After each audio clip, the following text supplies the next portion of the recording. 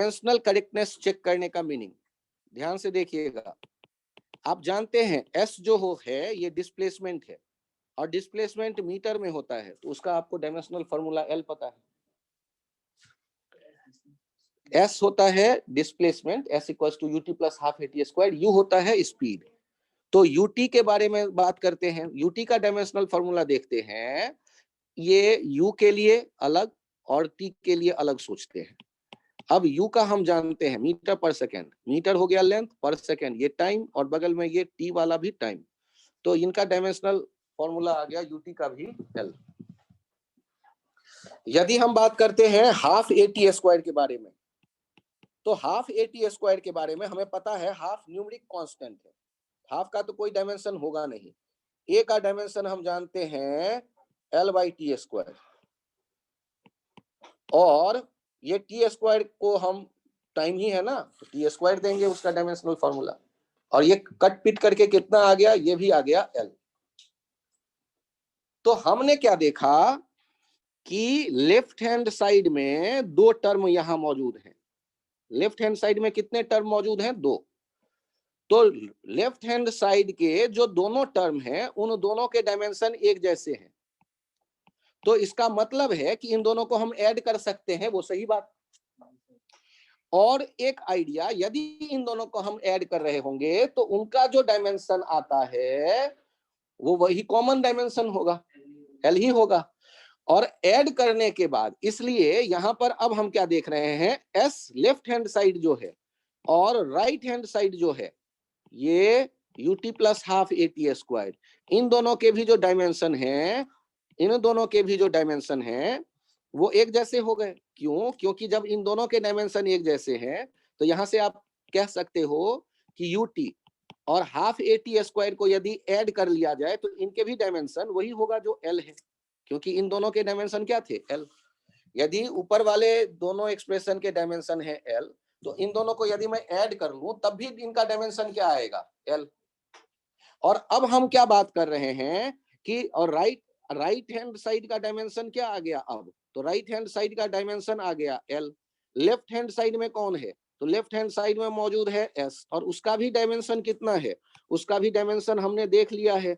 Left hand side का dimension हमने कितना देखा है, एल। तो ये दोनों बराबर हो गए, तो sense L H S left hand side और आर एच एस दोनों के डायमेंशन एक जैसे हो गए। हम कह सकते हैं hence given equation is dimensionally correct.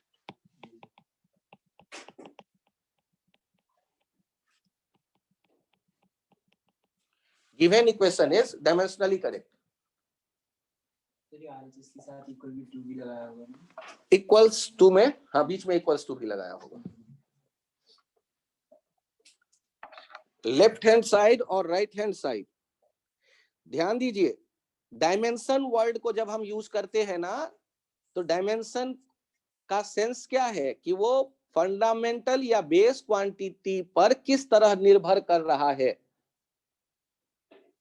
और वहां पावर के बारे में बात करते हैं। तो मीटर और मीटर को ऐड करेंगे तो 10 मीटर और 15 मीटर ऐड करते हैं तो वहां वो 25 मीटर होता है, लेकिन यूनिट तो मीटर ही रहता है ना, मीटर स्क्वायर या मीटर क्यूब थोड़े ना कर देते हैं। तो हम ध्यान रखें कि ये यूटी और हाफ एटी स्क्वायर को जब हमने ऐड किया तो ऐसे सोचिए, यूटी भी मीटर में है और हाफ एटी स्क्वायर भी मीटर में है, तो दोनों को ऐड करेंगे उनका रिजल्ट भी मीटर में होगा, तो हम उसका डायमेंशनल फॉर्मूला एल लिखेंगे। तो यदि आपके दिमाग में आदित्य आए या किसी के हमारे दिमाग में ये आ जाए बात करते हुए कि ये 2L मैं लिख देता हूं डायमेंशनल फॉर्मूला, तो ऐसा मत करिएगा। क्यों? क्योंकि 2L का मतलब तो कुछ और हो गया, 2 बार L, 2 बार L मतलब आप यदि प्रोडक्ट वाला L देखते तो L स्क्वायर कहते। जैसे एरिया का मुझे डायमेंशन चाहिए, लेंथ इनटू विड्थ, वहां दोनों मीटर में है तो मीटर स्क्वायर हो जाता है यूनिट।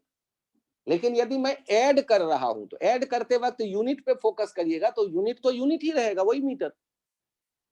तो इसलिए डायमेंशनल फॉर्मूला। आदित्य ओके, ये पॉइंट क्लियर है? Yes sir. फिर से एक बार देखिए, आपसे यदि कोई कहता है check dimensional correctness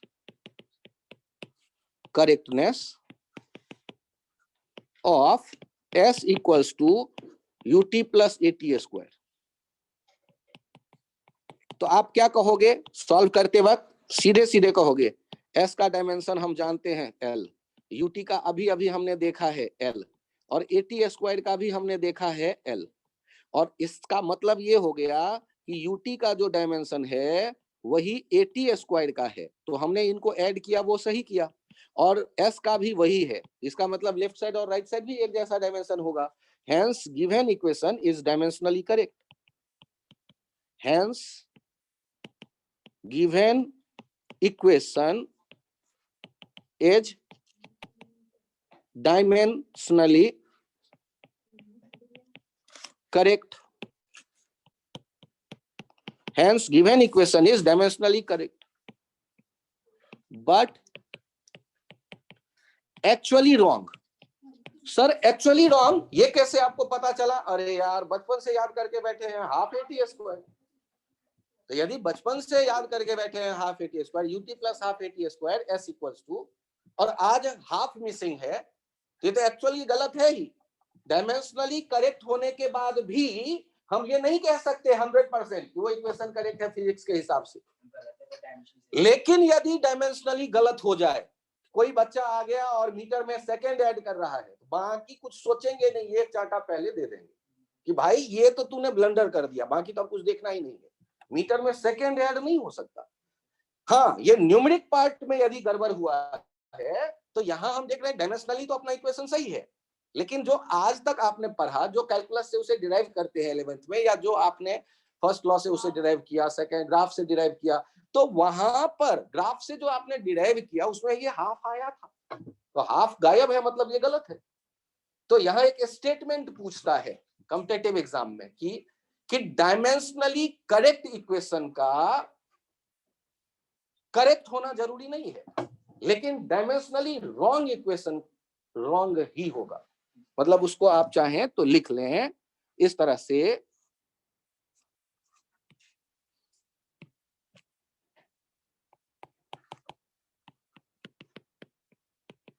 dimensionally correct equation need not to be actually correct,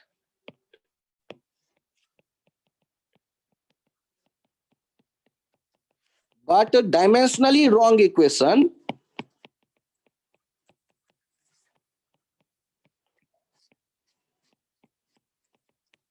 must be wrong.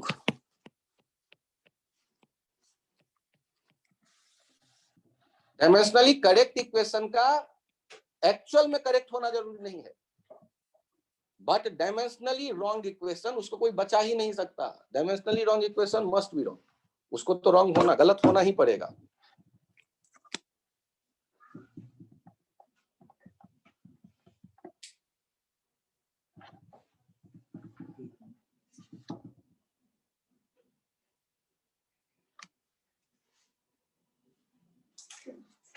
तो आपको ये जो कंसेप्ट है या स्टेटमेंट है, इन्हें ध्यान रखना है, इस पे ऑब्जेक्टिव क्वेश्चन बन जाता है। स्टेटमेंट वो 4-5 स्टेटमेंट देके इनमें से कौन से सही है आपसे पूछ देगा। Dimensionally correct equation need not to be actually correct, but dimensionally wrong equation must be wrong. अब इस जगह देखिए कि डायमेंशनल करेक्टनेस का मीनिंग, एक बार फिर से, डायमेंशनल करेक्टनेस का क्या मीनिंग है, ध्यान से देखिएगा। यदि कहीं लिखा गया है किसी एक्सप्रेशन में a equals to BC plus D, तो डायमेंशनल करेक्टनेस का मतलब है कि जो इसके a का आप डायमेंशनल फॉर्मूला देखोगे और BC प्लस D का डायमेंशनल फॉर्मूला देखोगे, ये बराबर होना चाहिए। क्यों? लेफ्ट हैंड और राइट हैंड साइड एक जैसे डायमेंशन के होंगे, और आप जिनको ऐड कर रहे हो उन टुकड़े के भी डायमेंशन एक जैसे होने चाहिए। तो ये डिटेल ऐसे दिखेगा कि जितने इंडिपेंडेंट टर्म दिख रहे हैं किसी एक्सप्रेशन में, उन हर एक के डायमेंशन एक जैसे होंगे। यदि BC मीटर में है, D भी मीटर में है, तो ऐड होके वो रिजल्ट भी होगा मीटर में, और राइट साइड में जो यूनिट आ रहा है या डायमेंशन आ रहा है, लेफ्ट साइड का भी वही डायमेंशन होगा, तभी वो डायमेंशनली करेक्ट कहलाएगा इक्वेशन। हाँ हाँ, प्लस माइनस के लिए केवल हम बात अभी कर रहे हैं, बाकी के लिए भी देखेंगे, यहीं से रास्ता निकल के आएगा। क्योंकि मल्टीप्लाई जब कर रहे हैं तो यहाँ बी और सी का एक जैसा होना जरूरी नहीं है। मल्टीप्लिकेशन में ऐसा कोई जरूरी नहीं है कि बी और सी एक जैसे हो। हाँ, वो जो टुकड़ा आएगा जिनको ऐड किया है, वो जो इंडिपेंडेंट अलग अलग टर्म आपके पास हैं, उन टर्म्स के डायमेंशन एक जैसे हो जिनको आप इकट्ठा ऐड कर रहे हैं। बी और सी एक जैसे हो ये जरूरी नहीं है। अच्छा पॉइंट। अब आप थर्मोडायनामिक्स पढ़ते हैं तो वहां एक फॉर्मूला आता है PV इक्वल्स टू nRT। ये कहीं सुना है क्या आप लोगों ने? नहीं सुना तो ये हम लोग 11th में पढ़ते हैं, ये अपना 12वां चैप्टर होगा। आइडियल गैस इक्वेशन इसे कहते हैं, और इसका एक बड़ा भाई है जो 10th वाले नहीं सुनते हैं, वो 11th में भी फिजिक्स में नहीं बताया जाता, केमिस्ट्री वाले राहुल सर बताएंगे आपको जाके 11th में या 12th में। वहां पर आता है रियल गैस इक्वेशन। अभी फिलहाल आइडियल गैस इक्वेशन के बारे में देखिए, ये लेफ्ट और राइट हमने क्या देखा, एक जैसा डायमेंशन होगा। यहां ध्यान दीजिएगा, एक जैसा डायमेंशन होगा, ये मैं कैसे बोल सकता हूं? अरे इक्वेशन किसी भी चैप्टर का हो, यदि डायमेंशनली करेक्ट है तो लेफ्ट और राइट साइड एक जैसा डायमेंशन होगा, इसमें कौन सी बड़ी बात कर दी मैंने? ये तो मेरे कॉमन सेंस में आ गया। अब आगे देखो, यदि मेरे सामने ऐसा आ जाए कि P plus A by V square P plus V minus B equals to nRT। अरे बताना यार, ऐसा ही कुछ था रियल गैस इक्वेशन। हाँ, वैन डर वाल इक्वेशन ऐसा ही था कुछ, ऐसा ही था बट सर सही ढंग से क्या था Dhruv? P plus A by V square V minus B equals to nRT, इस टाइप का कुछ होता है। अच्छा चलो, मुझे भी नहीं याद, तुम्हें भी नहीं याद। अब जो काम की बात मुझे यहाँ सीखनी है वो क्या, वो बताता हूं। अब यहाँ मुझसे कहा जाता है कि बताओ कि B का डायमेंशन किसके जैसा होगा? तो B का डायमेंशन V के जैसा होगा। क्यों होगा यार? ये सोच के देखो कि जब आप सब्सट्रैक्ट कर रहे हो तो होना पड़ेगा, मजबूरी है इसकी। और V का वॉल्यूम का आप बड़े अच्छी तरह जानते हैं, मीटर क्यूब L3। तो B का डायमेंशन पता चल गया। और A बाई V स्क्वायर जो है, इसका जो डायमेंशन होगा वो P के डायमेंशन के जैसा होगा। तो P का अलग मैं जानता हूं, V का अलग जानता हूं, तो इनका यूज करूंगा तो A का डायमेंशन हमें पता चल जाएगा। P का डायमेंशन और V स्क्वायर का डायमेंशन, इन दोनों को मल्टीप्लाई कर देंगे। और इससे आगे चल के आप लोग अलजेब्रा जानते हैं, इनको प्रोडक्ट में लिखना जानते हैं। ध्यान से देखिएगा, ये होगा PV minus B into P plus A by V minus AB by V equals to nRT। या मैंने लेफ्ट साइड में केवल मल्टीप्लाई कर दिया है यार, दो टुकड़े थे तो 4 पार्ट हो गया ना उनका। और अब देखो टर्म कितने दिख रहे हैं हमें, जितने टर्म दिख रहे हैं उस एक्सप्रेशन में, उन सब के डायमेंशन क्या होने चाहिए? PV का डायमेंशन B इंटू P के बराबर, उसका डायमेंशन A बाई V के बराबर, उसका डायमेंशन AB बाई V के बराबर, और उसका डायमेंशन nRT के बराबर। तो आपको डायमेंशन वाले चैप्टर में, हाँ फिर से बोलो, AB by V square, thank you, AB by V square कर देता हूं। तो अब यहाँ पर क्या आपके सामने आया कि यदि कहीं प्रोडक्ट करके आपके पास 4 5 6 टर्म दिखने लगे हैं इंडिपेंडेंट, तो उन हर एक टर्म का एक जैसा होगा डायमेंशन, और लेफ्ट साइड का जो भी डायमेंशन है अलग अलग टर्म का, वही राइट साइड वाले टर्म का भी डायमेंशन होना चाहिए। लेफ्ट साइड में 4 जगह मीटर ऐड कर रहे हो तो उनका रिजल्ट मीटर में होगा, और राइट साइड वाला भी मीटर आना चाहिए, तभी तो हम उनको बराबर कहेंगे, नहीं तो हमारा इक्वल्स टू वाला रिलेशन ही गड़बड़ हो जाएगा। तो डायमेंशनल करेक्टनेस का ये मीनिंग दिमाग में रखना है हमें, कि डायमेंशनल करेक्टनेस की मैं बात करता हूं तो जितने टर्म अलग अलग आ रहे हैं ना, उन हर एक के डायमेंशन एक जैसे होंगे, और जिन दो को मैंने ऐड किया है दोनों के एक जैसे, जिनको मैंने सब्सट्रैक्ट किया उनके एक जैसे, इंडिपेंडेंट टर्म जिन जिनको ऐड कर रहे हैं उन टोटल इंडिपेंडेंट टर्म के एक जैसे, लेफ्ट साइड का राइट साइड का इक्वल्स टू के डायमेंशन एक जैसे। ये हुआ डायमेंशनल करेक्टनेस चेक करने के टाइम पर की पॉइंट। इसके अलावा और कौन से पॉइंट है, तो फिर से सुनिए, पावर जो होगा वो डायमेंशनलेस होगा, थीटा जो एंगल होता है डायमेंशनलेस होता है, भले ही उनके यूनिट है रेडियन, स्टेरेडियन सॉलिड एंगल के लिए, लेकिन ये दोनों ही ऐसे क्वांटिटी है, डायमेंशनलेस दोनों है। ठीक है, यूनिट दे रखा है, सीजीपीएम की मर्जी, तो सीजीपीएम जिसके चाहे यूनिट दे सकता है। ऐसे उसने क्या बहुत के दिए? नहीं, 2 के, और उनको एक खास कैटेगरी बना दिया, सप्लीमेंट्री क्वांटिटी। बाकी 7 फंडामेंटल, और जो बचे वो सारे डिराइव। अब हम बात करें इस एग्जाम्पल की, देखिए कैसे तुरंत आंसर आप कर सकते हो। If x equals to a plus bt square plus ct cube, where x is length and t is time, then find dimensional formula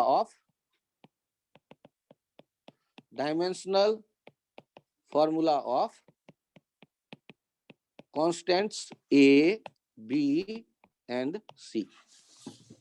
sir A तो एल हो जाएगा, बी एल टी -2 हो जाएगा, और सी एल टी -3 हो जाएगा। A B and सी, बहुत बढ़िया। तो जब हम सॉल्व करने की सोच रहे होंगे तो हमें पता है कि डायमेंशनली करेक्ट के लिए, फॉर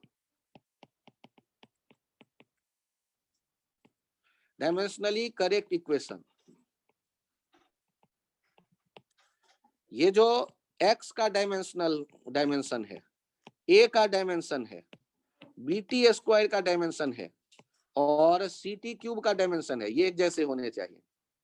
तो a का डायमेंशन किसके जैसे आ गया? x के जैसे आ गया, तो ये हो गया l, क्योंकि लेंथ कहा गया। b का डायमेंशन देखेंगे तो bt स्क्वायर का, bt का डायमेंशन, या bt था bt स्क्वायर का डायमेंशन किसके जैसा था? x के जैसा था। तो यहां से हम क्या कह देंगे? bt स्क्वायर में b का जो डायमेंशन हो जाएगा वो x का डायमेंशन बाई t स्क्वायर का डायमेंशन, ये हो जाएगा l by T square, that is l t -2। और उसी तरह c का जो डायमेंशन होगा वो हो जाएगा x by T cube, x by T cube, इसका डायमेंशन ये हो जाएगा l t -3। क्या ये मैं मान के चलूं? सबके समझ में आ गया? ये तो मुश्किल काम नहीं है सर, मुश्किल तो नहीं है लेकिन आसान है। हाँ आसान है, अरे तो पहला ही तो चैप्टर पढ़ रहे हैं, सारा मुश्किल पहले में आ जाएगा तो फिर आगे पढ़ना ही छोड़ देंगे। तो ये मुश्किल आसान से मतलब नहीं है, आखिरी चैप्टर भी आसान है, पहला चैप्टर भी आसान है, यदि हम सिस्टमैटिक वे में चले तो। हमें ये पता चल गया है कि हर एक टुकड़ा का एक जैसा, और अभी नहीं पता चला, ये बचपन से पता है, लेकिन हम उसको उस नजरिए से देखकर अप्लाई नहीं करते जो यहाँ चाहिए। तो यहाँ हमने देख लिया तो ये भूलना थोड़े न है, हमें बचपन से सिखाया गया है कि ऐड करेंगे एक जैसा यूनिट होगा, तो हम लोग उसको जानते हैं, अप्लाई कर ले। आप इसी को थोड़ा टफ बनाने से पहले एक आइडिया अपने दिमाग में सेट करिए, इस पे फोकस करिएगा। पावर्स आर डायमेंशनलेस, और दूसरा एंगल है, या e to the power theta है, या ln थीटा है, या साइन थीटा है, आर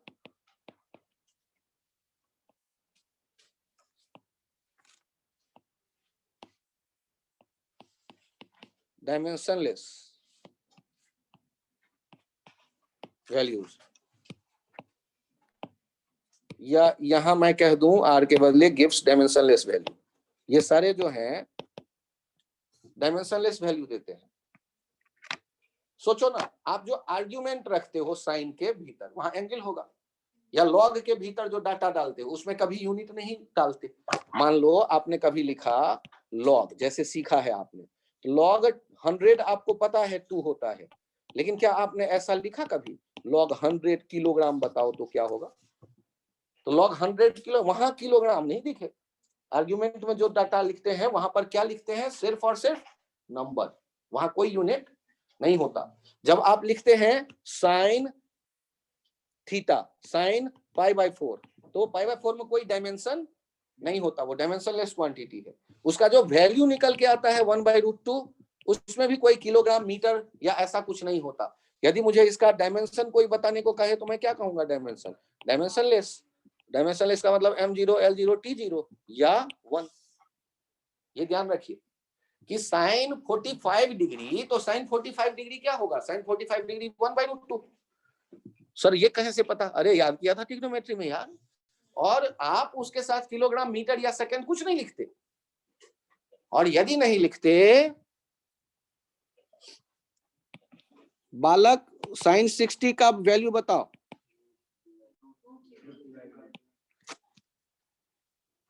सर √3/2। उसके साथ किलोग्राम है या नहीं? मीटर, सेकंड, कुछ भी? तो आपसे पूछा गया कि √3/2 का डायमेंशन बताओ, क्या कहोगे? m ढूंढ रहा था, नहीं मिला। l ढूंढ रहा था, t ढूंढ रहे हैं, नहीं मिला। तो इस सबको मिला करके क्या कहने वाले हैं? डायमेंशनलेस। ओके, तो हम लोगों ने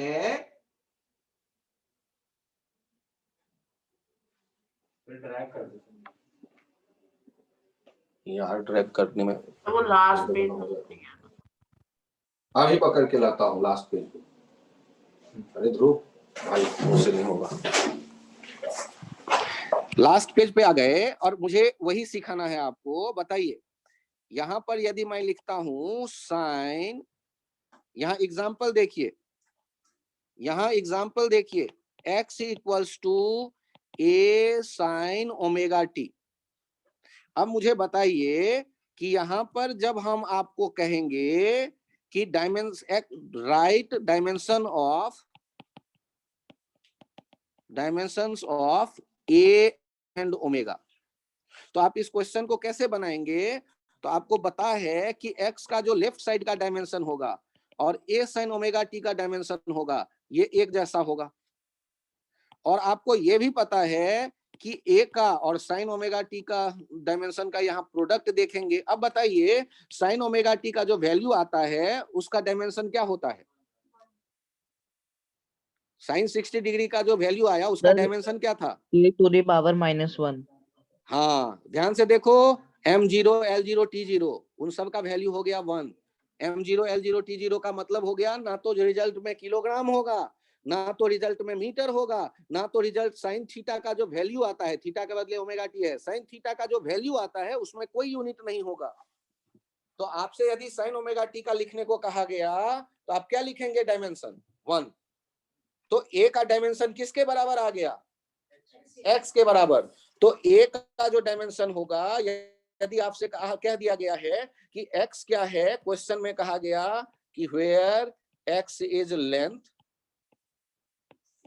एंड t इज टाइम, तो आप बड़े आराम से कहेंगे कि a का डायमेंशन कैसा हो जाएगा? a का डायमेंशन हो जाएगा l के जैसा, क्योंकि x के बारे में क्वेश्चन में लिखा हुआ है लेंथ, तो a का भी डायमेंशन हो गया लेंथ के जैसा। और बताइए ओमेगा टी के बारे में, तो ओमेगा टी क्या है? एंगल है यहाँ पर। सर आपको कैसे पता चला? तो साइन के बाद ब्रैकेट में लिखा हुआ है ओमेगा टी, ना तो अकेले टी एंगल है ना ही ओमेगा एंगल है, ओमेगा और टी मिल करके एंगल है। तो यदि ये एंगल है तो एंगल का डायमेंशन क्या हुआ करता था? डायमेंशनलेस, m⁻0 l⁻0 t⁻0, जिसका वैल्यू कहते थे 1। तो ओमेगा टी का डायमेंशन कितना हो गया? 1। तो ओमेगा का डायमेंशन क्या हो जाएगा? 1/t, और t का डायमेंशन कैपिटल T लिखते हैं तो t⁻⁻1, t⁻⁻1। तो यहाँ पर ये आप चेक कर लीजिए।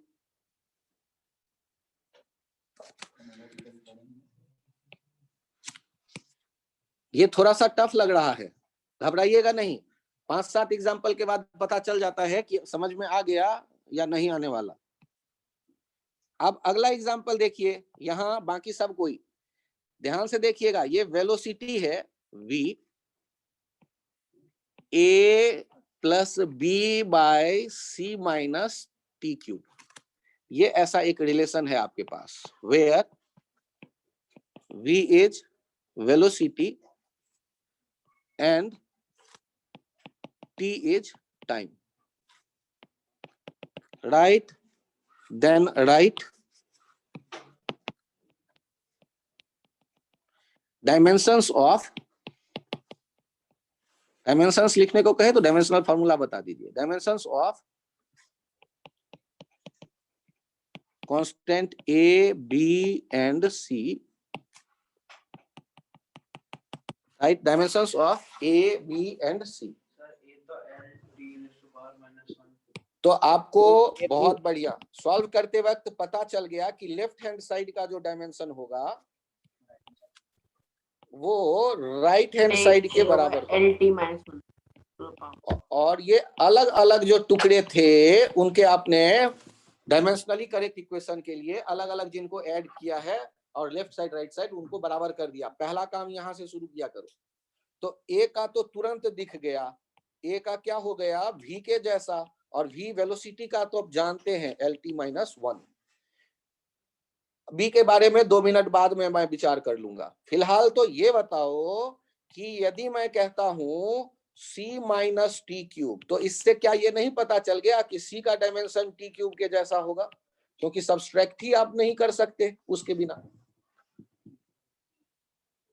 यहां तक आने के बाद, यहां तक यदि आप चले आए तो अब बारी आता है बी के बारे में सोचने की। तो बी के बारे में कैसे सोचा जाए इस जगह? तो बी के बारे में सोचते वक्त यहां देखिए एक स्टेप और आगे आप यदि बढ़ जाएं तो b बाई टी क्यूब ये लिख सकते हैं आप। क्यों लिख सकते हैं b बाई टी क्यूब? तो ध्यान से देखो, क्योंकि डिनोमिनेटर में जो c और टी क्यूब है वो सब्सट्रैक्ट हो रहे हैं। तो c और टी क्यूब सब्सट्रैक्ट हो रहे हैं तो c का वही होगा जो टी क्यूब का होगा, तो उनका डिफरेंस का वही होगा जो टी क्यूब का है। तो आपको अब जो ऊपर आपने v बाई टी क्यूब लिख दिया और पहला वाला v है, उन दोनों को एक साथ मल्टीप्लाई करके देख लो। b बाई टी क्यूब का जो आप डायमेंशन देख रहे थे v के जैसा, तो b का डायमेंशन किसके बराबर आ गया? टी क्यूब और v के जैसा प्रोडक्ट में लिख दो ये टी क्यूब और साथ में LT-1, तो ये कितना हो जाएगा? LT-2 के जैसा हो जाएगा। चेक कर लेना। इसमें सी वाला नहीं समझ आया। सी वाला नहीं समझ आया, क्या हो गया? अच्छा +2 होना चाहिए, थैंक यू, +2।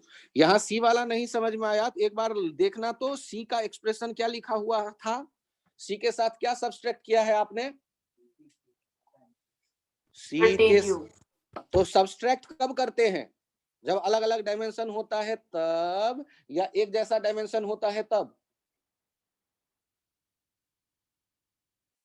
अरे भाई किलोग्राम में क्या मीटर क्यूब कभी ऐड कर सकते हो या सब्सट्रैक्ट कर सकते हो? No sir. तो आप क्या कहोगे? यहां सब्सट्रैक्ट किया जाने का मतलब है कि सी और टी क्यूब दोनों एक जैसे यूनिट वाले होंगे, एक जैसे डायमेंशन के होंगे। तो सी का डायमेंशन किसके जैसा कह देंगे? टी क्यूब के जैसा, और हमें मिल जाएगा सी का डायमेंशन टी क्यूब। घबराइएगा नहीं, ये तो दूसरा या तीसरा एग्जाम्पल है, मान लेते हैं ये भी नहीं आया समझ में। नेक्स्ट एग्जाम्पल देखते हैं, ध्यान दीजिएगा। इफ, यहां देखिएगा, F इक्वल्स टू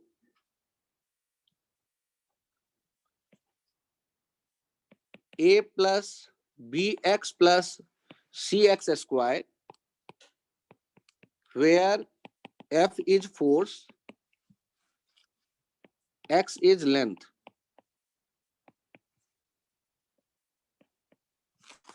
Then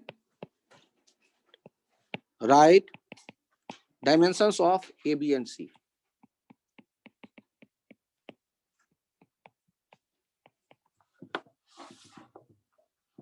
अब यहाँ ABC के हमें डायमेंशंस लिखने हैं, तो ये आसान के कैटेगरी में जाएगा।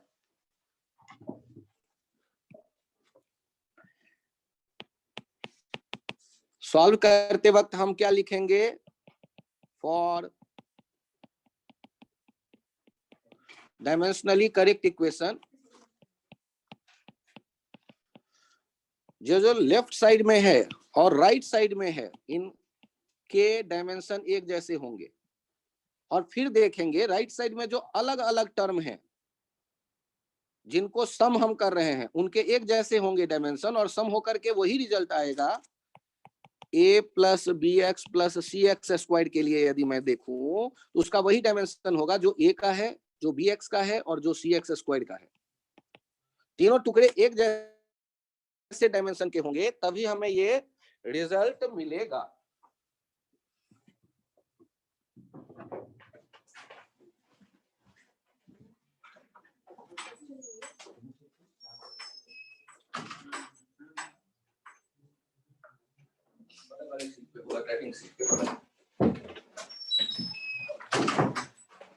तो यहाँ पर अब आप सोचिए और देखिए क्या आ रहा है। f का डायमेंशन किसके बराबर? a के बराबर। f का डायमेंशन किसके बराबर? bx के बराबर। f का डायमेंशन किसके बराबर? cx स्क्वायर के बराबर। अब खुद सर, f बताइए का तो होना f का चाहिए। डायमेंशन, सर, f का डायमेंशन फॉर्म तो कुछ अलग होता है। हाँ, तो a का डायमेंशन f के बराबर हो गया और f का हम लोग लिखते हैं mlt-2। b का डायमेंशन किसके बराबर हो जाएगा? b का डायमेंशन हो जाएगा f बाई एक्स के, और ये हो जाएगा mlt-2 अपॉन l mt-2। और c का डायमेंशन किसके बराबर हो जाएगा? f बाई एक्स स्क्वायर के, ये हो जाएगा mlt-2 अपॉन l स्क्वायर, ये हो जाएगा ml-1। तो सब आ गया, ये c वाला भी, ये c वाला भी सबके पास आ गया ml-1 t-2। ऑनलाइन जिन बच्चों के ये समझ में आया है वो हैंड राइज करें प्लीज।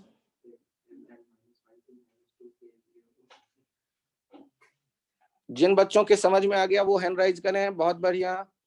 शुभ्रांशु, सक्षम, आदित्य, अरे वाह आदित्य, बहुत बढ़िया। अपराजित, कुणाल, यामिनी, हाँ बहुत बढ़िया, बहुत बढ़िया अपराजित। मैं और कोशिश करूं।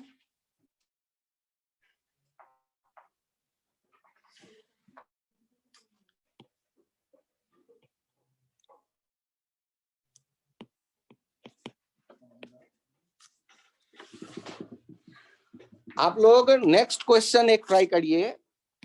इसमें आपसे कहा जा रहा है इफ, नोट करिएगा, i equals to i naught e to the power minus t by tau tau. अच्छा एक काम करते हैं, मैं चेंज करके बता रहा हूं। if i equals to i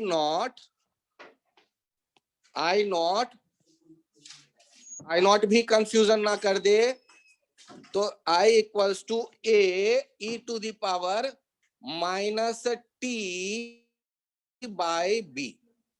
यहां चेक करो तो i equals to a e to the power minus b by t। i equals to a e to the power minus a e to the power minus t by b equal a e to the power minus t by b। Sir b तो माइ I is current. I is current.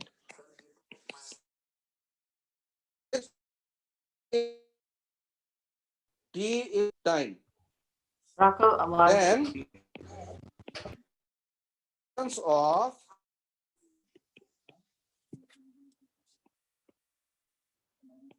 A and B.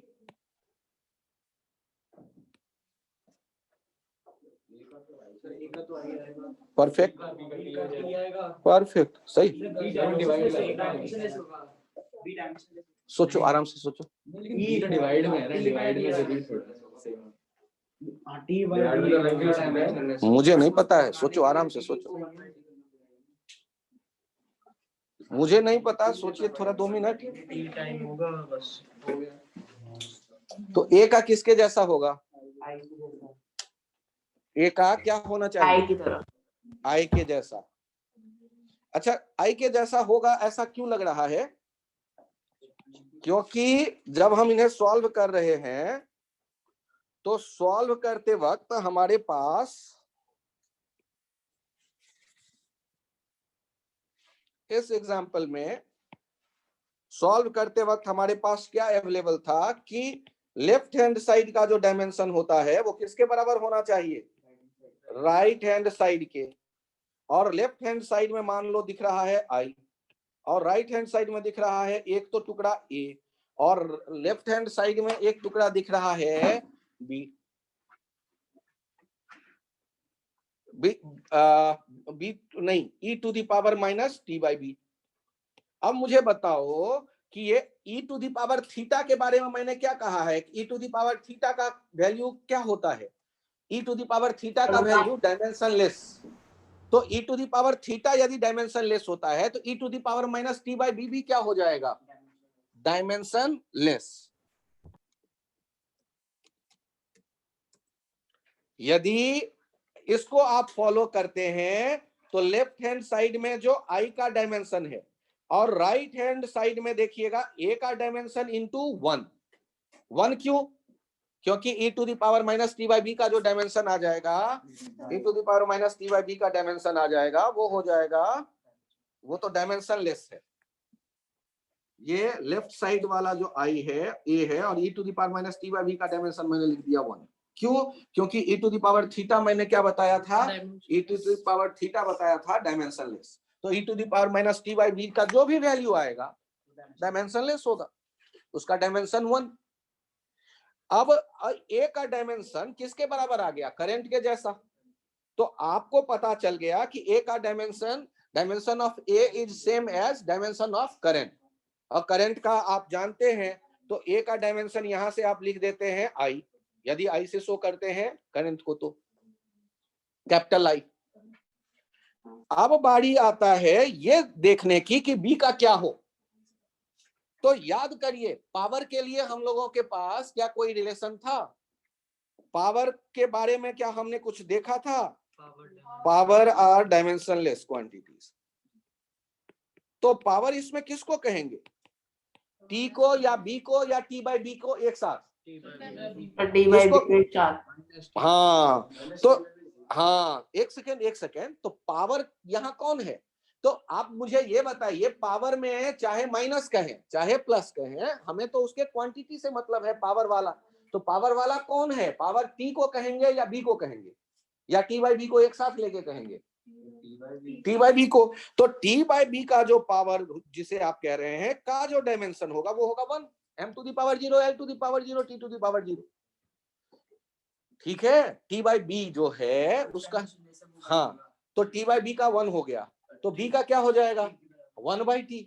हाँ sorry, T का B के बराबर, left side से right side ले आओ। तो T का जो होगा डायमेंशन वो किसके बराबर? बी के बराबर। तो बी का डायमेंशन हो गया टाइम के बराबर। सर लेकिन माइनस तो न्यूमेरिक पार्ट हुआ ना यार। मुझे तो सेकंड या बी, यदि टी सेकंड में है तो बी को किस में होना पड़ेगा? सेकंड में। यहाँ माइनस का क्या मतलब? यदि बी का हम नीचे देखो, टी का डायमेंशन और बी का डायमेंशन हम डिवाइड करें और वो डायमेंशन लेस हो जाए, तो टी का यदि डायमेंशन कैपिटल टी है और बी का भी डायमेंशन कैपिटल टी हो, तो उनको डिवाइड करने पे वो डायमेंशन लेस हो जाएंगे। यदि बी का डायमेंशन आपने कैपिटल टी माइनस 1 कह दिया, तब तो टी बाई बी का डायमेंशन टी स्क्वायर हो जाएगा। ये ठीक ना? हाँ बताओ sir, e to the power theta 1 question में दिया था? नहीं, ये पिछले पेज पे हमने कहा कि जब आप डायमेंशनल करेक्टनेस चेक करते हैं तो ये याद रखते हैं कि पावर डायमेंशन लेस होता है theta, e to the power theta, log theta, sine theta, ये सारे जो हैं इन सब के डायमेंशन क्या हैं? इन सब के डायमेंशन 1 है। मतलब ये सारे डायमेंशन लेस हैं। ये मैंने आपको बता दिया है आज ही। क्यों? क्योंकि इनके जो वैल्यूज आते हैं, इनके वैल्यूज उसके साथ मीटर किलोग्राम कुछ भी नहीं आता, ये कहलाएंगे dimension less. m0 l0 t0 that is 1। क्या ये पॉइंट मैं बोलूं फिर से कि e to the power theta, sine theta, cos theta, या टेन थीटा या लॉग थीटा या थीटा अपने खुद आर्ग्यूमेंट जो वहां था, वो सारे के सारे ये जो हैं ये डायमेंशनलेस हैं। तो इनके जब भी आपको लिखना पड़े डायमेंशन, तो क्या लिखोगे? Dimensional formula equals to m to the power 0, l to the power 0, t to the power 0, that is 1। और आप इन्हें कहते हैं डायमेंशनलेस। अच्छा सोचो, नेक्स्ट एग्जांपल एक आप देखो और उससे ट्राई करो आप कि यदि मेरे सामने आता है इफ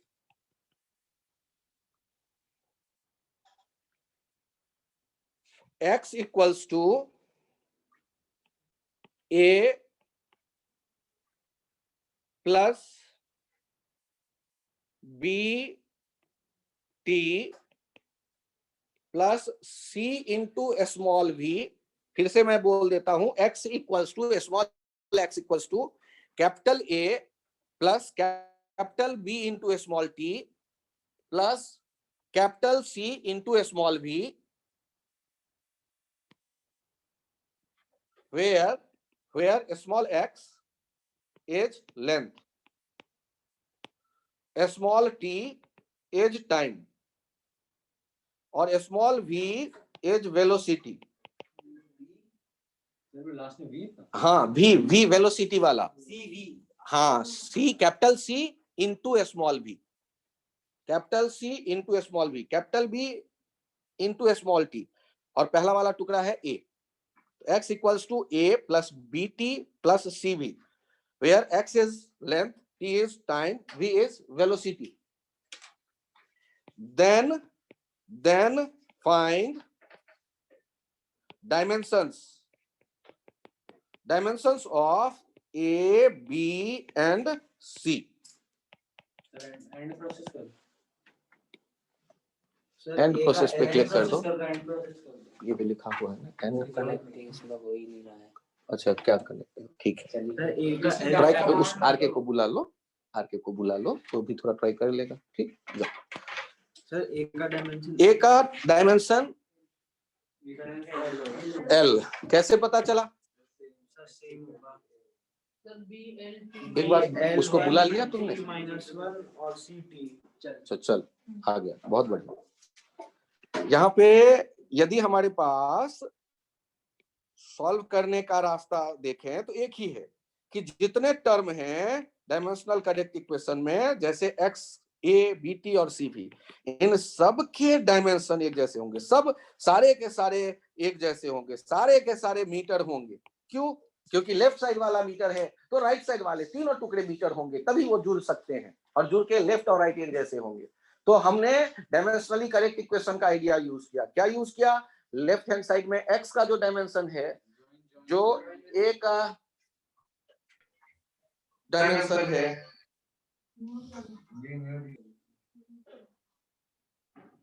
bt का डायमेंशन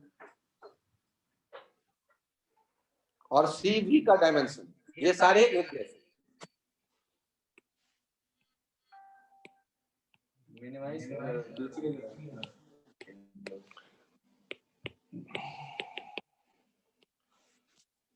ए का डायमेंशनल फॉर्मूला कितना आ गया? एल।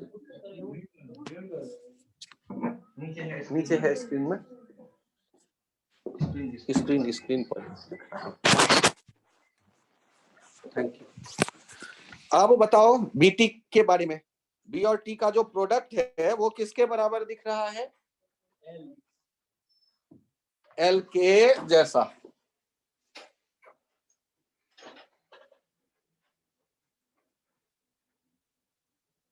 अब यदि एक्स के जैसा दिख रहा है बीटी का डायमेंशन, तो बी का डायमेंशन हो गया एक्स बाई टी, तो ये हो जाएगा एल टी -1। अब कौन बच गया? सी भी। सी भी का जो डायमेंशन है ये कैसा दिख रहा है? ये भी एक्स के जैसा, तो सी का जो डायमेंशन होगा वो हो जाएगा एक्स बाई बी, और एल बाई एल टी -1, ये टी के जैसा, तो वो भी वेलोसिटी कहा गया ना।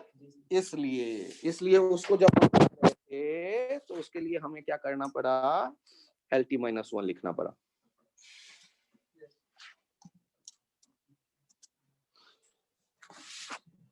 ये था डायमेंशनल करेक्टनेस आइडिया। यदि आपके पास आ जाता है तो उनको कैसे अप्लाई करें, ये एप्लीकेशन आई थिंक थोड़ा बहुत तो क्लियर हो गया होगा। जी सर, पूरा हो गया। ठीक, अब इनमें हमारा जो नेक्स्ट है,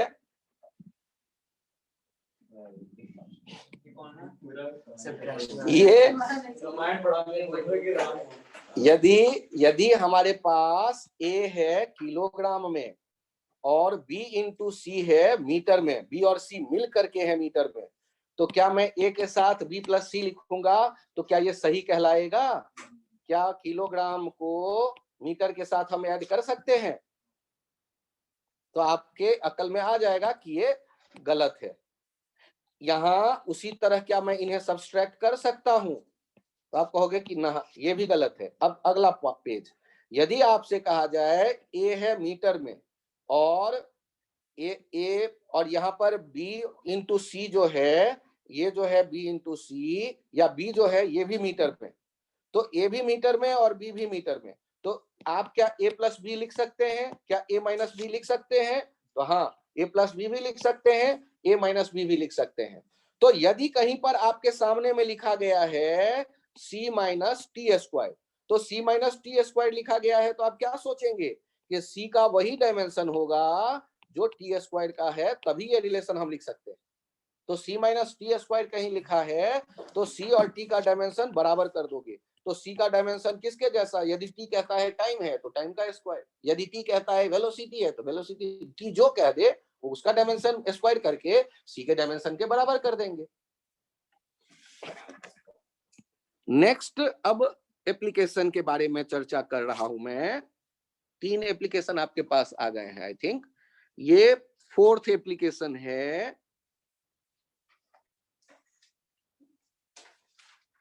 to derive relation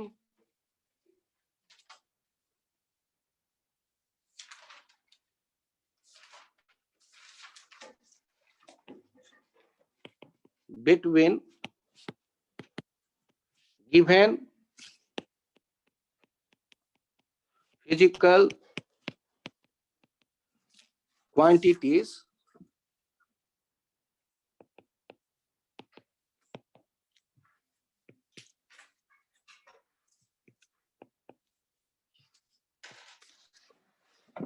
to derive relation between given physical quantities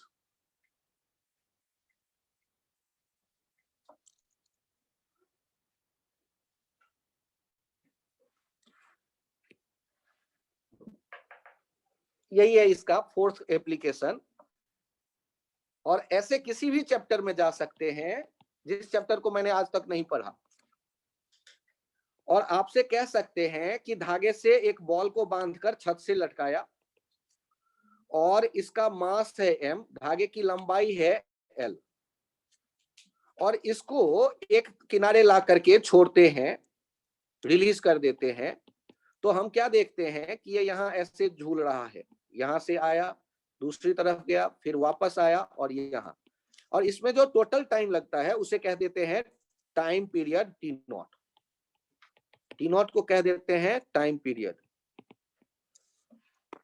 ये जो एक चक्कर लगाने में टाइम लगता है, और इस इवेंट को एसएचएम कहते हैं, सिंपल हार्मोनिक मोशन। मुझे अभी उस चैप्टर को नहीं पढ़ाया गया, ये हम आगे पढ़ेंगे। हमसे ये कहा गया if time period T not of A pendulum depends on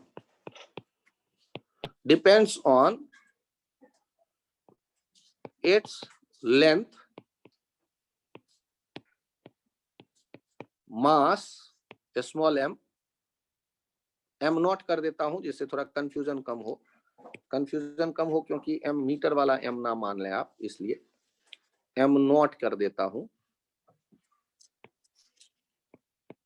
and gravitational acceleration g, and हाँ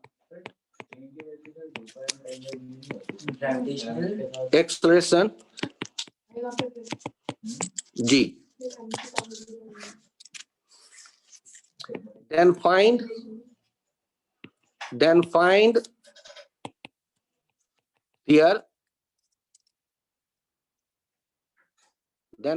their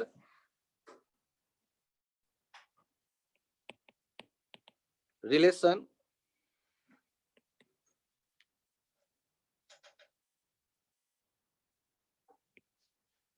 वहां रिलेशन के बारे में और थोड़ा क्लियर कर दें। Power product type, power product का मतलब पावर मौजूद होगा रिलेशन में और वो प्रोडक्ट के फॉर्म में होंगे। Power product relation type, find there relation using dimensional analysis method, using dimensional analysis method, using dimensional analysis method। ये इस चैप्टर का एक इंपॉर्टेंट पार्ट है।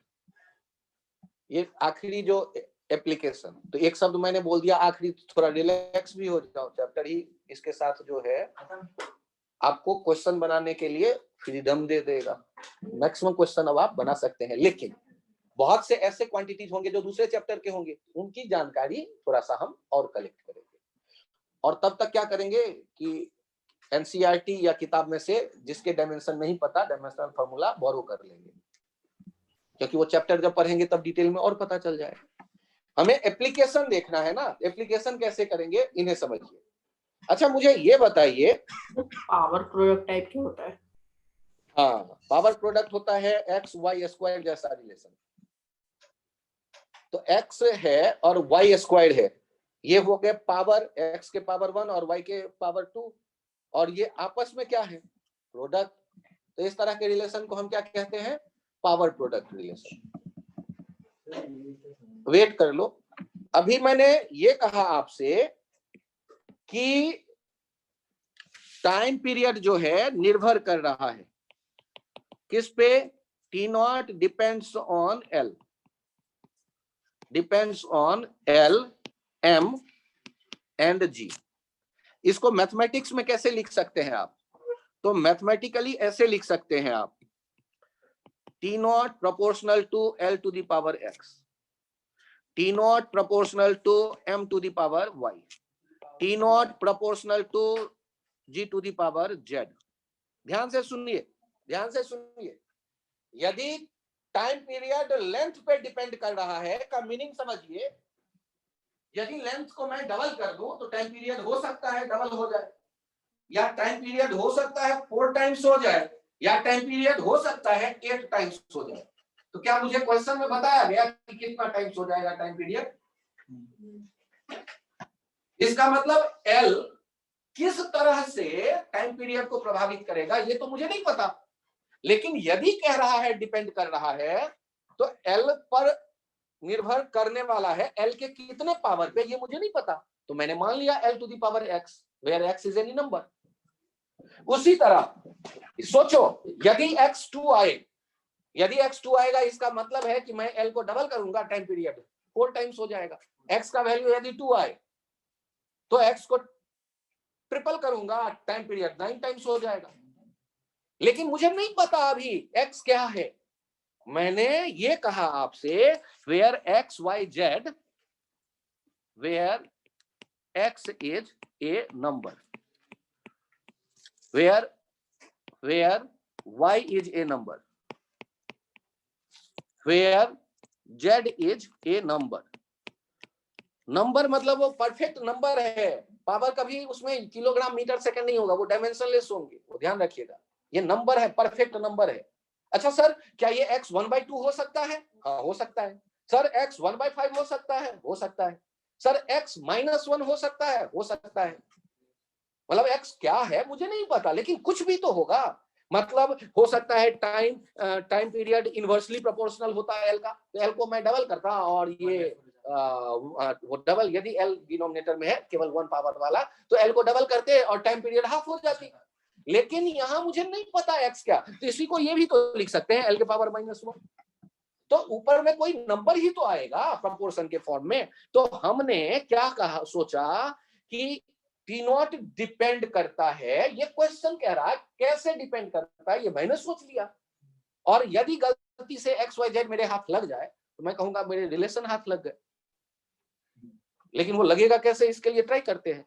अच्छा ये बताओ, इन सब को क्या एक साथ ऐसे लिखूं, T naught proportional to L to the power X, m to the power y और g to the power z। तो जितने तरह के वेल नोन क्वांटिटीज हैं जिनके यूनिट है या डायमेंशन है, ऐसे l, m और g यही था, इन्हीं पे निर्भर करता था, उनके बारे में जानकारी हमें दे दी गई। और यदि दे दी गई तो पूरे फिजिक्स में जब कोई हम प्रोपोर्शन का साइन हटाते हैं तो एक कांस्टेंट लाना पड़ता है, हमें मजबूरी है। और यहां पर इस कांस्टेंट के बारे में एक खास चर्चा मैं कर रहा हूं, where k is a dimensionless constant, dimensionless constant। आपके मन में यह विचार आएगा कि सर के आपने कांस्टेंट एक तो मंगल ग्रह से ले आए, अब उनके कह रहे हो डायमेंशनलेस होंगे, इसकी क्या गारंटी। तो ध्यान से सुनो, यदि कोई कहता कि टाइम पीरियड लेंथ पे डिपेंड करता है और रिलेशन डिराइव करो, तो आप नहीं निकाल सकते। वो जिन जिन क्वांटिटीज पे डिपेंड कर रहा है सबका नाम एक साथ कोई दे दे तो डिराइव कर सकते हैं। तो इसका मतलब जितने तरह के क्वांटिटीज हो सकते थे सबका नाम मुझे दे दिया गया, एल, जी और एम।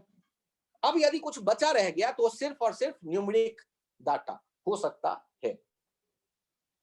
तो यहां जो कांस्टेंट इस तरह के केसेस में आपके सामने आएगा उसमें कोई यूनिट नहीं होना चाहिए, क्योंकि यदि यूनिट होगा मतलब वहां कोई क्वांटिटी छुपा हुआ है जिसकी चर्चा यहां क्वेश्चन देने वाला नहीं कर पाया, तो तब फिर रिलेशन अपना डिराइव होके नहीं आएगा।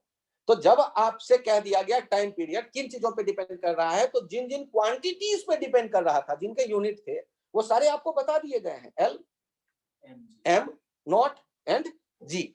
अब यदि ये सारे आपके पास अवेलेबल है, एम नॉट मैंने कहा था तो देख रहा हो, तो इसके अलावा अब कोई क्वांटिटी नहीं है जिन पे ये डिपेंड कर रहा है, एम नॉट कर दीजिएगा। तो यहाँ पर के जो आया होगा वो डायमेंशनलेस होगा। यदि के का कोई डायमेंशन लिखने को कहेगा हमें, तो क्या लिखूंगा मैं, m to the power 0, l to the power 0, t to the power 0, 1। Sir इस तरह करने के बाद अब एक्स वाई जेड आप कैसे ढूंढोगे। हाँ, यही इस एप्लीकेशन की खासियत है कि इतना सब होने के बाद ये एक्स वाई जेड हम ढूंढेंगे कैसे। पहले तो ये समझो, जब भी कभी डिपेंड कर रहा है आपसे कहा जाए तो उसका मतलब क्या होगा, proportional to L square, proportional to L cube. तो आप ये प्रोपोर्शन वाला आइडिया दिमाग में पहले ले आओ, वो पावर क्या है वही निकालना इस क्वेश्चन का की कंसेप्ट है। अब वो निकालेंगे कैसे, उस रास्ते पर चलते हैं। तो क्वेश्चन में कहा गया है कि डायमेंशनल एनालिसिस मेथड को यूज करो, उसके मीनिंग के बारे में बात करते हैं। डायमेंशनल करेक्टनेस के बारे में आप जैसे ही बात करोगे तो आप तुरंत बोलोगे कि ये लेफ्ट साइड और राइट साइड का जो डायमेंशन होगा वो क्या होना चाहिए, एम नॉट करते चलना हर एक जगह, जेड, ये बराबर होना चाहिए। और यदि ये बराबर होना चाहिए तो आपको ये भी पता चल गया कि इनके लेफ्ट साइड के और राइट साइड के ये जो टुकड़े हैं ये प्रोडक्ट में है। तो प्रोडक्ट में देखो, इन्हें ऐसे लिख सकते हो, एम नॉट का जो भी डायमेंशन होगा टू दी पावर वाई और जी का जो भी डायमेंशन होगा टू दी पावर जेड। और याद करो, यहाँ जो आप देख रहे हैं, इस जगह जो आप देख रहे हैं इंफॉर्मेशन, उसमें के का डायमेंशन आपको अभी पहले से पता है। तो लेफ्ट साइड में देखिए टी नॉट टाइम होता है, टेम्परेचर टाइम है, तो टी के का डायमेंशन हो गया 1, एल का डायमेंशन ये अगले पेज पे हम लोग फिर से देखें, ये टी नॉट है, राइट साइड में ये के, ये L to the power X, ये M not to the power Y और ये G to the power Z. यहाँ डायमेंशन लिख रहा हूं, ये टी, के का 1, L to the power X, M not mass है, M to the power Y और जी का नाम जानते हैं LT-2 मीटर पर सेकेंड स्क्वायर। याद करो, मीटर पर सेकेंड स्क्वायर। हाँ, अभी मैंने लेफ्ट साइड और राइट साइड का डायमेंशन लिखा, केवल पहला काम तो ये क्या, पहला लाइन तो दिख गया ना, पहला लाइन अब डायमेंशन लिखो, टी नॉट किस चीज में होगा, टाइम पीरियड किलोग्राम में मेजर करोगे या घड़ी देखकर सेकंड में, तो टाइम पीरियड का हमने डायमेंशन लिखा कैपिटल टी, और के का डायमेंशन क्या होगा 1, और एल क्या होता लेंथ, उसका डायमेंशन एल, और उसके पावर एक्स, एम नॉट क्या था मास, उसका डायमेंशन कैपिटल एम, उसके पावर वाई, और जी क्या था gravitational acceleration, gravitational acceleration small G का वैल्यू याद करो क्या था क्लास 9, 9.8 किलोग्राम मीटर पर second square, L T minus 2 उस टू द पावर जेड। अब ये आपने सर कैसे लिख दिया एल टी माइनस 2, अरे यार हमने जी का डायमेंशनल फॉर्मूला सोचा और उसे लिखने के बाद उसके पावर में हमने दिया है जेड को, क्योंकि वो जी के जो भी है डायमेंशन उसके पावर में जेड। अब यहाँ याद करो पावर का मैथमेटिक्स यदि आपको आता है तो कहानी आगे बढ़ेगी, और नहीं आता तो यही कहानी खत्म। L to the power Z T to the power minus 2 Z, sir ऐसे कैसे, अरे पावर ऐसे ही जो दोनों पे आ जाएगा, एल के भी ऊपर और t to the power minus 2 के भी ऊपर, और minus 2 to the power z हो जाएगा माइनस 2 जेड। अरे a to the power b to the power c यदि होता तो वो कैसे लिखते थे, ए टू दी पावर लिख देते ना, वही काम किया है। T to the power minus 2 का भी जेड किया, एल टू दी पावर भी जेड किया, l to the power z और t to the power minus 2 z हो गया। ये कहानी कहां पर है, ये कहानी यहां पर है इन दोनों में। अब आप मुझे बताइए एल वाले कहां कहां और दिख रहे हैं, और जो नहीं दिख रहे हैं उनको भी मैं प्रकट कर देता हूं, m to the power 0 L to the power 0। Sir ये प्रकट करने वाला कैपेबिलिटी आपके पास कहां से आया, अरे यार जो नहीं दिख रहे हैं वो something to the power 0 is 1, वहां 1 तो हो सकता है प्रोडक्ट में, तो मैंने m टू दी पावर 0 कहा लेफ्ट साइड में, L टू दी पावर 0 कहा, t टू दी पावर 1। यहाँ कहानी ये डायमेंशन ये पावर का कहानी है, घबराइएगा नहीं, ये सब आपको धीरे धीरे सीखना है। यदि यहाँ पर आप नहीं भी सीख पाएंगे तो घबराना इसलिए नहीं है क्योंकि इसके 100-200 क्वेश्चन आप बनाएंगे और हर एक क्वेश्चन में फिर से डिस्कस होगा, तो आपकी जो क्लैरिटी होगी वो कॉन्फिडेंस लेवल वो बढ़ता चला जाएगा धीरे धीरे। तो यहाँ आप चेक करिए अब, और थोड़ा सा मैथमेटिक्स जो आया याद वो बड़ा अच्छा याद आया आपको, x प्लस जेड लिख सकते हैं, और ऐसा करने के बाद आगे का मैथमेटिक्स भी आपको याद आ रहा होगा, कंपेयरिंग पावर्स। यदि कोई इक्वल्स के साइन के साथ ऐसे लिख दिया जाए तो हम क्या कहेंगे, m को देखो, फॉर m को देख करके डिसाइड करो, m लेफ्ट साइड में कितने पावर वाला है, m और m लेफ्ट साइड में कितने पावर वाला है 0, और राइट साइड में कितने पावर वाला है y। तो ये पावर बराबर होंगे तभी तो हम कहेंगे कि ये इक्वल्स टू का वैलिड है। मतलब यदि पावर अलग अलग हो गए, लेफ्ट साइड में किलोग्राम आए और राइट साइड में किलोग्राम स्क्वायर आए, तो वो तो यूनिट बराबर कहलाएगा ही नहीं, वो डायमेंशनली गलत हो जाएगा। तो डायमेंशनली करेक्ट होने के लिए ये यदि y है तो वो 0 होना पड़ेगा उसको, डायमेंशनली करेक्ट होने के लिए ये मस्ट है। क्यों, क्योंकि इक्वल्स के लेफ्ट साइड में जो रहेगा डाटा वही राइट साइड में भी चाहिए मुझे। ये पावर देखो, यदि लेफ्ट साइड में पावर 0 है m के, तो राइट साइड में भी किलोग्राम मुझे नहीं दिखना चाहिए, राइट साइड में भी y जो 0 होना उसके लिए मस्ट है। ये डायमेंशनल एनालिसिस आपको बता रहा है। अब बताइए मुझे फॉर l क्या रिलेशन आपके दिमाग में आ रहा है, 0 इक्वल्स टू क्या हो गया x प्लस जेड, पक्का।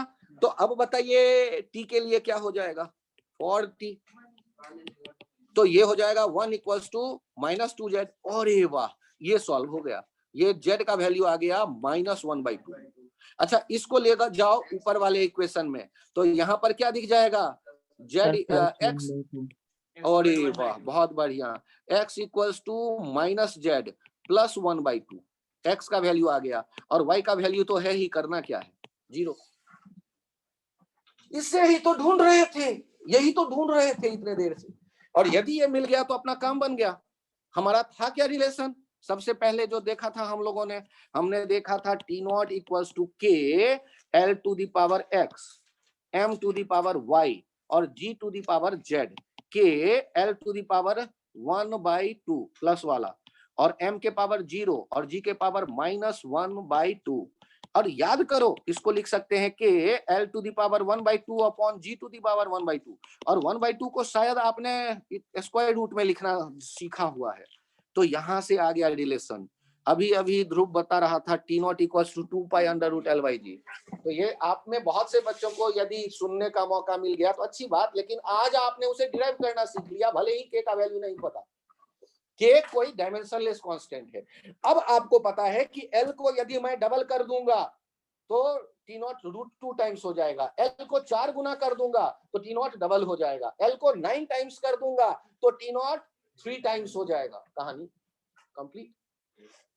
यहां डायमेंशनल एनालिसिस का एक काम क्या किया हमने, लेफ्ट साइड राइट साइड के डायमेंशन एक जैसे होंगे, और फिर हमने पावर कंपेयर कर लिए, m के पावर, l के पावर, t के पावर।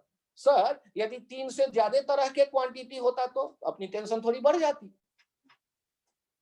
तो जनरली आपके पास 3 अननोन के लिए 3 इक्वेशन तो चाहिए। अननोन ज्यादा हो जाए और इक्वेशन कम हो जाए, इसका मतलब हम कहीं फंस गए।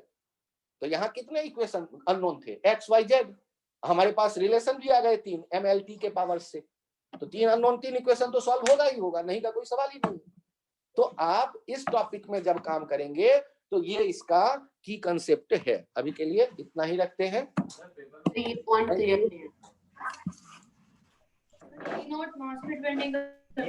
T0 मास पे डिपेंड नहीं करता, मास बढ़ाते भी जाएंगे उससे टाइम पीरियड पे असर नहीं पड़ेगा, लेकिन बाद में देखते हैं ना ऑब्जेक्ट बड़ा गोला कर देंगे तो सेंटर ऑफ मास तक का लेंथ लेते हैं, तो वो लेंथ कहां तक का लेना होगा, सेंटर ऑफ मास तक का, उसका ध्यान रखिएगा।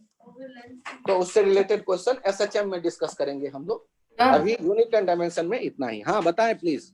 लास्ट आपने लिखा है जो T0 √L/G, सर ये वाला नहीं समझ आया।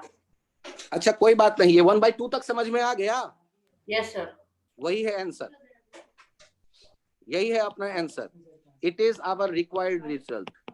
और आप ध्यान रखिएगा, कोई भी पावर होता है ना 1/2 तो इसको स्क्वायर रूट में लिखते हैं, 1/2 को ही स्क्वायर रूट कहते हैं।